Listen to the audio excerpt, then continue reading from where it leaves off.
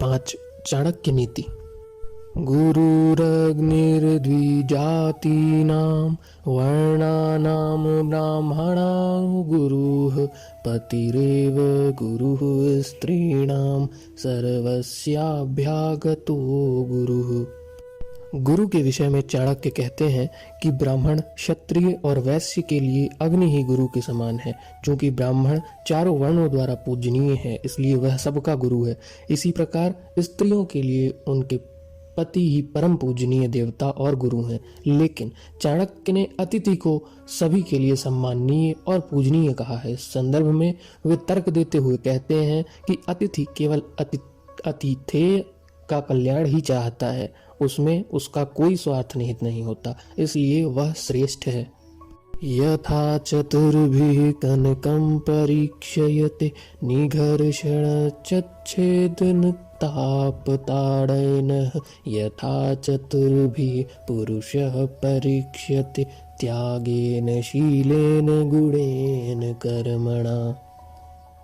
चाणक्य कहते हैं कि स्वर्ग की शुद्धता को जांचने परखने के लिए उसे तेज अग्नि में तपाया जाता है, ठोका पीटा एवं काटा जाता है।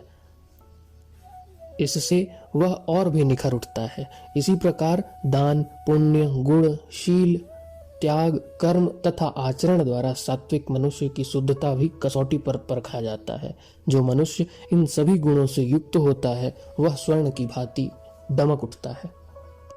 तावद् भयेषु भेतव्यं यावत् भयमनागतं गता आगतं तु भयं दृष्ट्वा प्रहर्तव्यमकशंगया। संकट के समय बुद्धिमान व्यक्ति को क्या करना चाहिए? इस संदर्भ में अपना मत व्यक्त करते हुए चाणक्य कहते हैं कि जब तक मुसीबतें, परेशानियां और संकट दूर रहते हैं तब तक बुद्धिमान व्यक्तियों को उनसे डरना नहीं चाहिए। लेकिन एक बार जब वे उनसे घिर जाएं तो उन्हें पूरी निडरता, साहस और धैर्य के साथ उनका सामना करना चाहिए। केवल इसी तरह से वे उन्हें परास्त करने, उनसे छुटकारा पाने में समर्थ हो सकेंगे।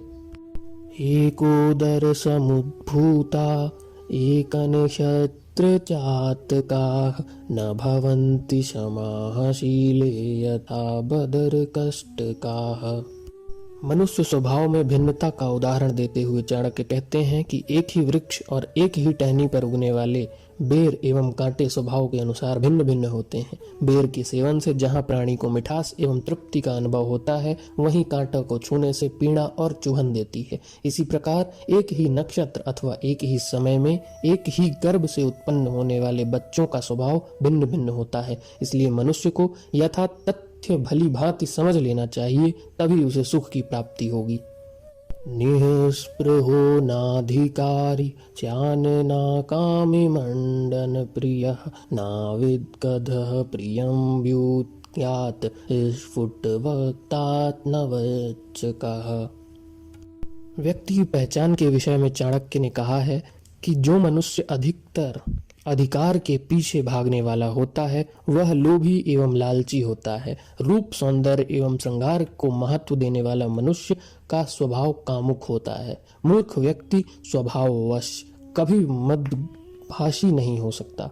इसी प्रकार जो व्यक्ति स्पष्टता एवं सत्यभाषी होते हैं उनमें मक्कारी, धूर्तता और धोखेबाजी का लेश मात्र भी नहीं होता। मूर्खाणां पंडितादेशया अधनानां महाधनाः वरानाः कुलस्त्रीणां सुभगानां च दुर्भगाः। मानव स्वभाव की विवेचना करते हुए चाणक्य कहते हैं कि कोई भी मनुष्य स्वयं से श्रेष्ठ व्यक्ति को देखकर प्रसन्न नहीं होता, अपितु उससे ईर्ष्या और घृणा करने लगता है। मूर्ख व्यक्ति ईर्ष्यावश ही विद्वानों से घृणा करने लगते हैं, उनके साथ दुर्व्यवहार करते हैं।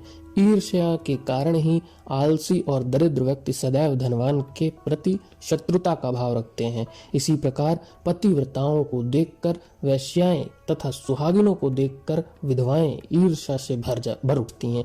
यद्यपि विद्वानों को मूर्खों की, धनवानों को दरिद्रों की, पतिव्रता को वैश्या की तथा सुहागिन को विधवा के ईर्ष्या युक्त व्यवहार की उपेक्षा कर देनी चाहिए। लेकिन मूर्खता और ईर्ष्या के वशीभूत होकर वे स्वयं को श्रेष्ठ सिद्ध करने का प्रयास करते हुए परस्पर दोषारोपण करते हैं।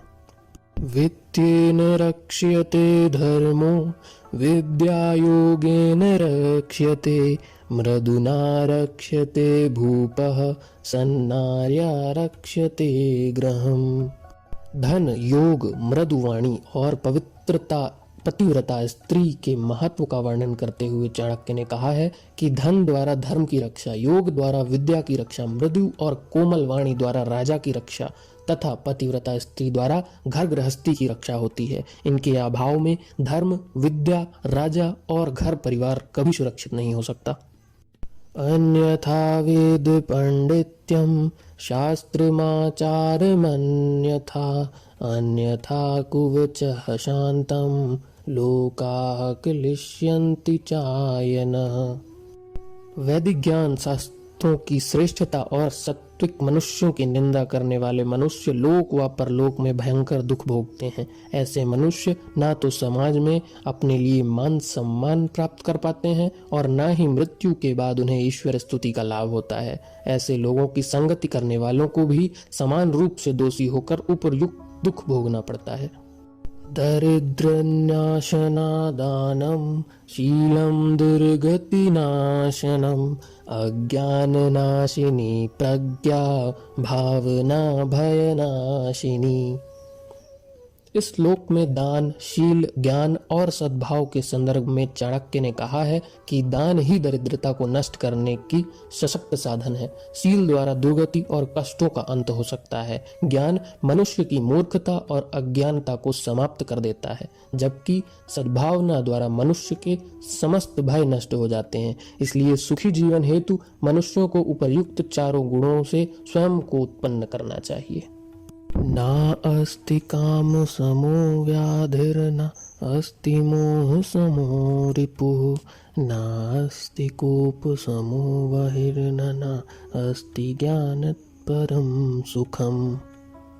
मनुष्य जीवन में काम, मोह और क्रोध जैसे विकारों का उल्लेख करते हुए चाणक्य कहते हैं कि काम मनुष्य का सबसे प्रबल शत्रु है। यह एक ऐसा साध्य रोग है जिसके वशीभूत होकर मनुष्य बुद्धि विवेक गवा देता है।